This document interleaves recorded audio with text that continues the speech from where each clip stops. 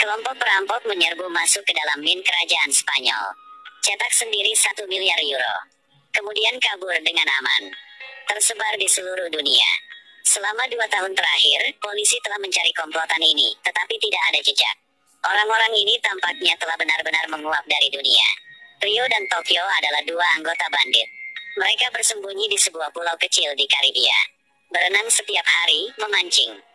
Kehidupan orang kaya sangat menyenangkan. Satu-satunya ketidaknyamanan adalah tidak bisa berkomunikasi dengan dunia luar. Setelah hidup seperti ini selama 2 tahun, Tokyo merasa bosan. Dia ingin pergi keluar dan melihat dunia sendirian untuk sementara waktu. Sebelum pergi, Rio memberinya telepon satelit. Itu adalah barang yang dia beli di pasar gelap. 2 orang membuat janji. Setiap 3 hari akan saling menelepon 5 menit jam 6 sore. Jadi, Tokyo sendiri yang meninggalkan pulau itu. Setelah 2 tahun tidak mengalami kehidupan perkotaan modern. Begitu dia memasuki kota, dia benar-benar seperti hilangkan dirinya. 3 hari kemudian, dia menelepon Rio sesuai jadwal. Tanpa sepengetahuan Rio, orang yang menjual telepon satelit itu menjebaknya. Kedua ponsel disentuh olehnya. Telepon baru saja dihidupkan. Polisi Spanyol segera menemukan 2 orang itu.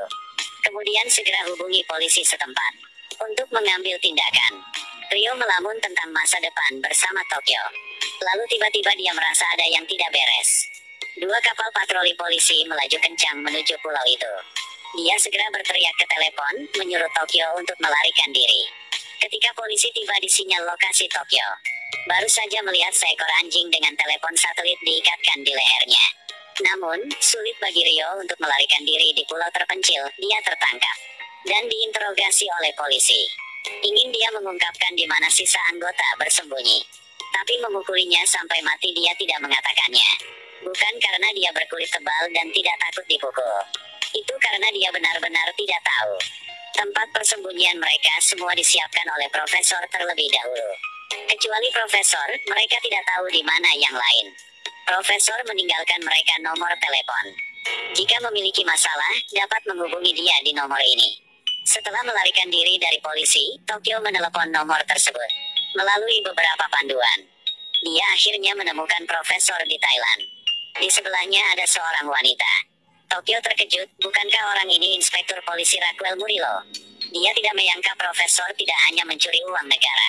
Dia juga merampok orang-orang bangsa. Sekarang Raquel dan profesor adalah pasangan. Mengetahui bahwa Rio ditangkap, dia segera memanggil anggota yang tersisa.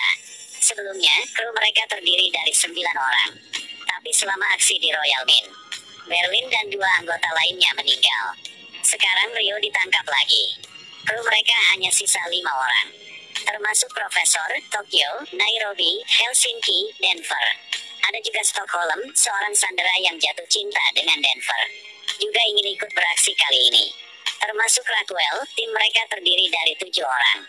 Bagaimana cara menyelamatkan Rio dari polisi? Profesor berpikir lama. Akhirnya memutuskan untuk membuat kesepakatan besar.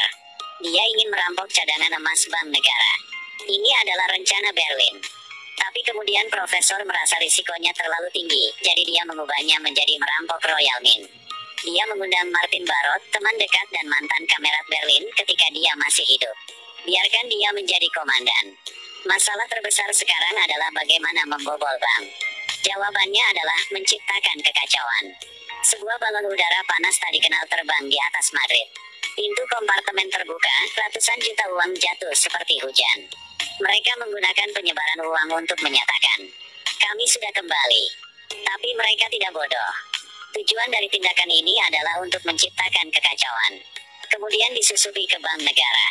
Dalam menghadapi kekacauan yang tiba-tiba ini, pemerintah segera melancarkan tindakan pencegahan. Kirim pasukan untuk melindungi tempat-tempat penting di kota. Sekelompok perampok berpura-pura menjadi tentara. Berangkat ke bank negara duluan. Pada saat ini, polisi sedang berjaga di luar bank. Kapten Martin berkata, mulai sekarang tempat ini akan diambil alih oleh tentara. Dia juga meminta polisi menggunakan gas air mata untuk membubarkan massa. Sementara asapnya tebal. Mereka berdua menanam bom mini di luar tembok bank. Kemudian biarkan polisi mengevakuasi sebagian besar sandera di dalam dan meledakkan bomnya. Keamanan bank segera mengaktifkan sistem pertahanan. Tutup semua pintu.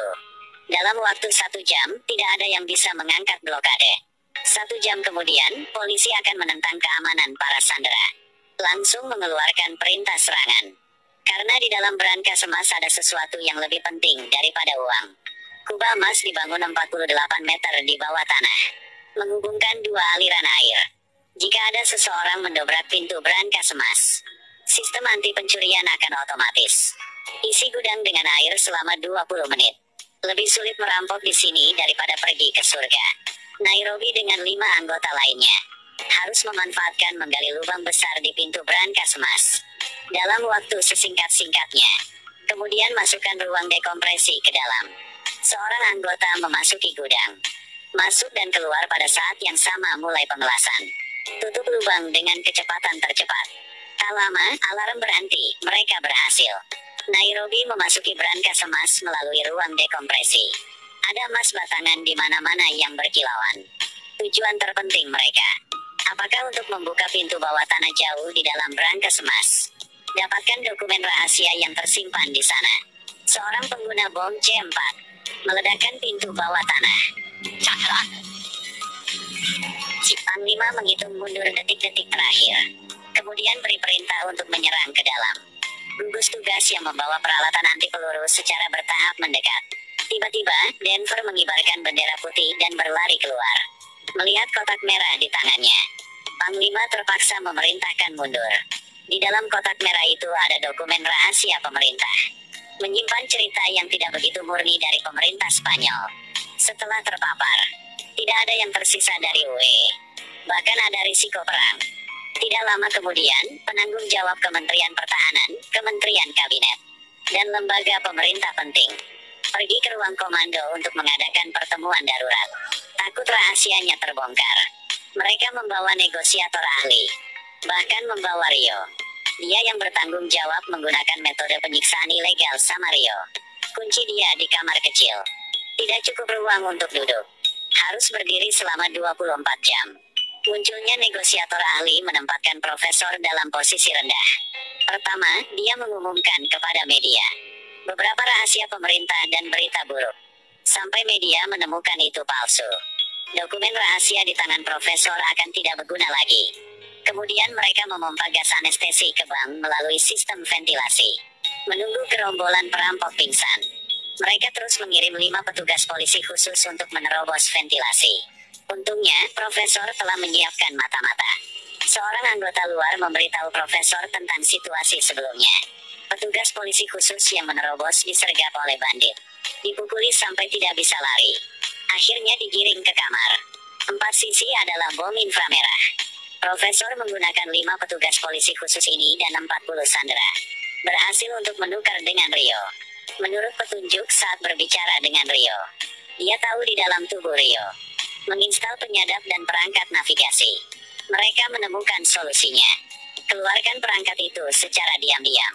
Letakkan perangkat itu di musang pasir, lalu membuatkan banyak suara, menyesatkan polisi bahwa mereka telah melarikan diri. Pada titik ini, Profesor dan Raguel berada dalam masalah besar. Kendaraan komando punya mereka terdeteksi oleh kendaraan udara tak berawak. Keduanya meninggalkan mobil, berpisah dan memanjat pohon untuk bersembunyi dari alat pelacak. Raguel sudah setengah jalan ketika dia tergelincir. Tim pencari polisi ada di depan. Dia harus lari bersembunyi di kandang ayam sebuah rumah tangga. Pada saat yang sama, polisi juga melacak ke lokasi sinyal pelacak Rio. Ketika mencapai selokan di bawah terowongan, mereka menemukan targetnya hanyalah seekor musang. Seluruh perintah hampir menjadi gila. Polisi memutuskan untuk membalas. Negosiator membawa putra Nairobi ke pintu depan bank. Nairobi melihat putranya dan tercengang. Penembak jitu itu mengenai saat yang tepat, satu tembakan mengenai Nairobi. Pada saat ini, Raguel juga ditangkap oleh polisi.